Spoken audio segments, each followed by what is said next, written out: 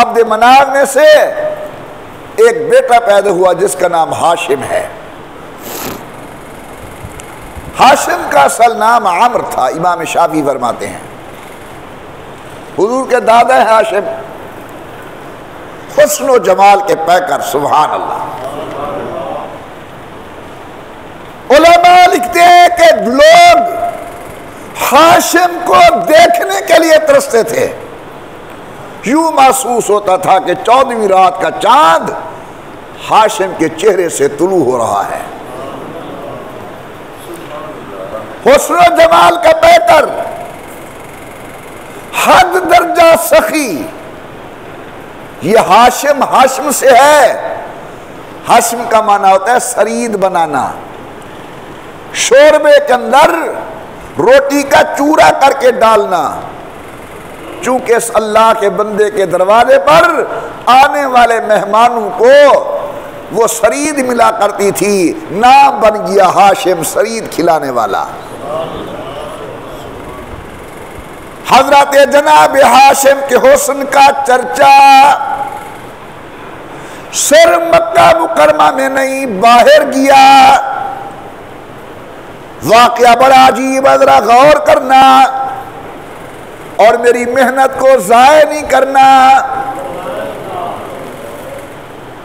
تورات و انجیل کے علماء نے جب ہاشم کا چہرہ دیکھا، پیشانی دیکھی، آپس میں فیصلہ کیا، وہ جو آنے والا نبی ہے نا محمد، جس کی بشارت تورات دیتی ہے، جس کی اطلاع انجیل دیتی ہے، جس کی خوشخبری زبور دیتی ہے، اللہ سچ کرے تو حقیقت یہ ہے وہ نور اسی ہاشم کی پیشانی کے اندر چمکتا ہوا نظر آتا ہے۔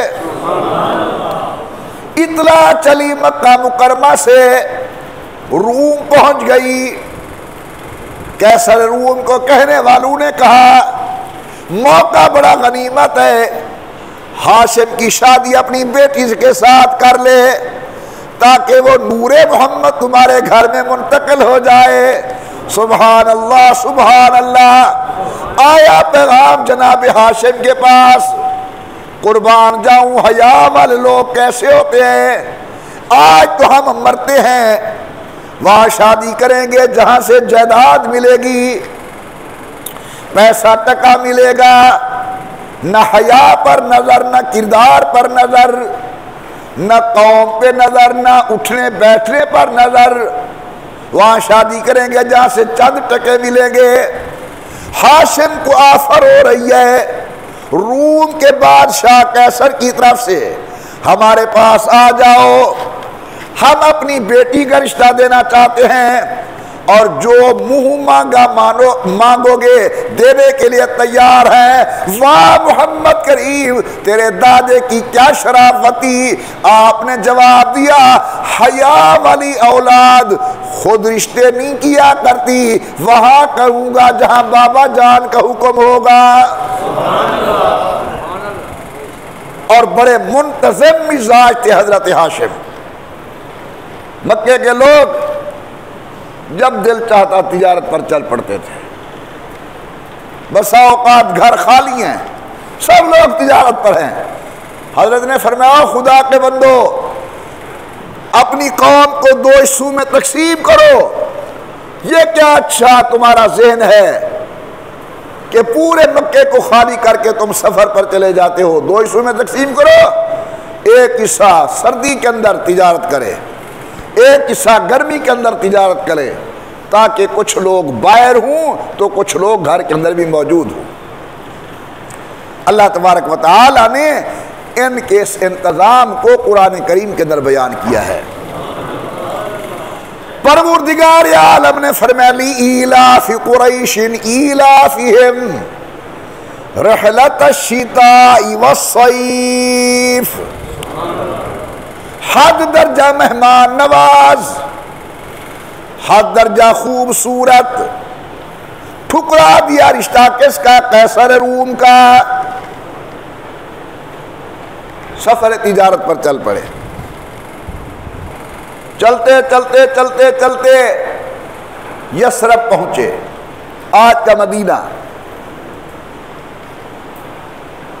غیر شادی شدہ تھے، بابا جی کا انتقال ہو گیا، اب خود بڑے ہیں۔ ایک خاتون سامنے سے گزری، اس کے حیا سے بڑے متاثر ہوئے اور فرمایا پتہ کرو کہ یہ شادی شدہ ہے، غیر شادی شدہ ہے، بیوہ ہے، مطلقہ ہے، کیسی ہے؟ پتہ کیا یا تو معلوم ہوا اس کا نام سلمہ ہے،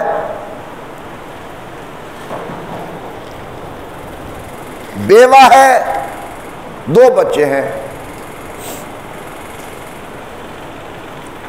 حضرت ہاشم کہتے ہیں کہ جاؤ اپنے قافلے والوں کو انہیں کہو کہ میں یہاں شادی کرنا چاہتا ہوں۔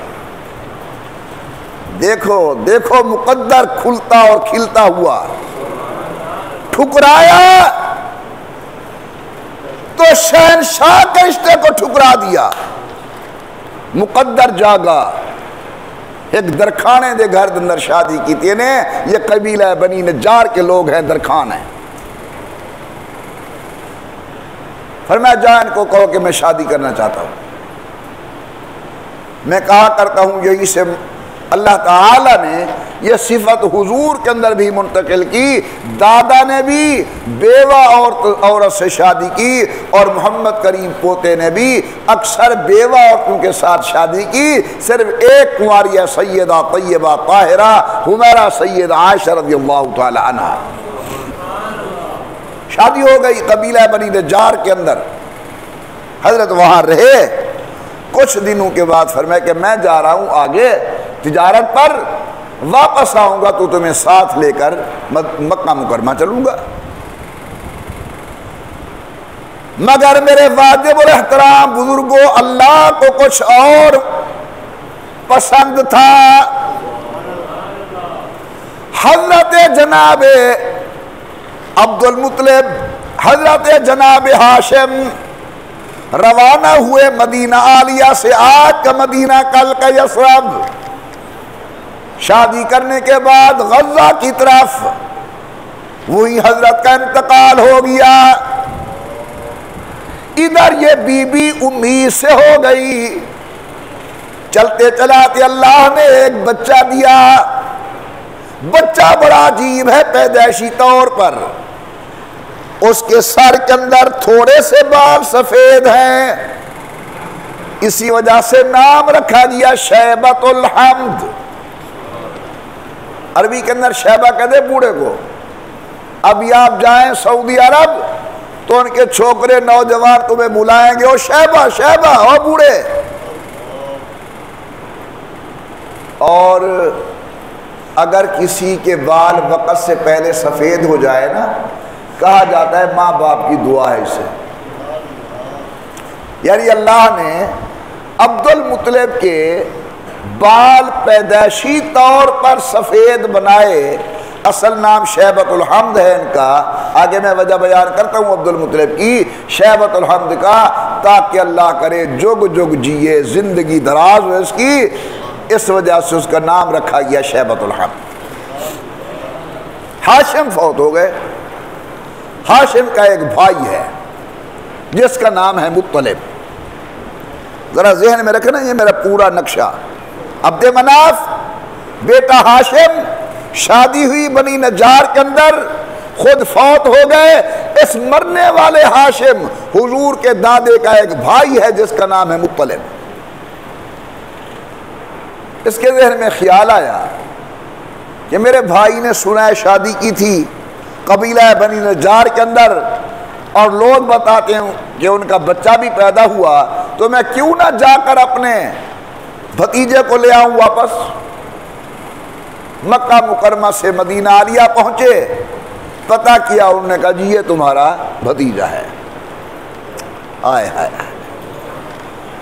بھتیجا یتیم، یہ حضور کا دادا یتیم، کل پیدا ہونے والا پوتا محمد یتیم، یہ تمہارا بیٹا ہاشم کا، لے جاؤ۔ نام اس کا ہم نے شیبۃ الحمد رکھا ہے۔ مطلب کہتا ہے میں نے دیکھا جس طرح یتیموں کا حال ہوتا ہے، پاؤں میں جوتا نہیں، سر پہ کپڑا نہیں، بال پرا گندا، کپڑے صاف نہیں، ضرورت کے کپڑے ہیں۔ خیر میرا بچہ تھا، میرا بھتیجا تھا، میں نے اسے پیار کیا، اپنے ساتھ سواری پر بٹھایا اور آ گیا مکہ مکرمہ۔ اب لوگوں نے دیکھا ایک خستہ حال بچہ، توجہ کرنا، ایک پھٹے پرانے والے کپڑوں والا بچہ، سردار مکہ مطلب کے پیچھے بیٹھا ہے۔ اس کا اپنا بیٹا تو ان کپڑوں کے اندر ہو نہیں سکتا۔ معلوم ہوتا ہے کہ یہ کوئی نیا غلام خرید کر کے آ رہا ہے۔ کیا خرید کر کے آ رہا ہے؟ غلام۔ اور عربی میں غلام کو کہتے ہیں عبد۔ تو لوگوں نے کہا یہ عبد المطلب آ گیا، مطلب ایک غلام خرید کر کے لے آیا ہے۔ عبد المطلب، عبد المطلب ایسا مشہور ہوا کہ شیبۃ الحمد جانتے ہی کوئی نہیں۔ اب اللہ نے ہاشم کے گھر بچہ دیا شیبۃ الحمد، نام رکھا گیا عبد المطلب۔ جب میں پڑھ رہا تھا تو میرے باطن کی کیفیت بڑی عجیب تھی۔ کہتے ہیں کہ حسن تھا غضب کا، جمال تھا حد درجے کا، سخاوت تھی بے مثال۔ علماء نے لکھا ہے کہ عبد المطلب اپنے والد ہاشم سے بھی سخاوت میں بڑھ گیا، کیونکہ ہاشم کے دروازے پر انسان کھاتے تھے۔ حضرت عبد المطلب کی عادت تھی کہ یہ طعام تیار کر کے پرندوں کے لیے، جانوروں کے بھی ڈالتے تھے۔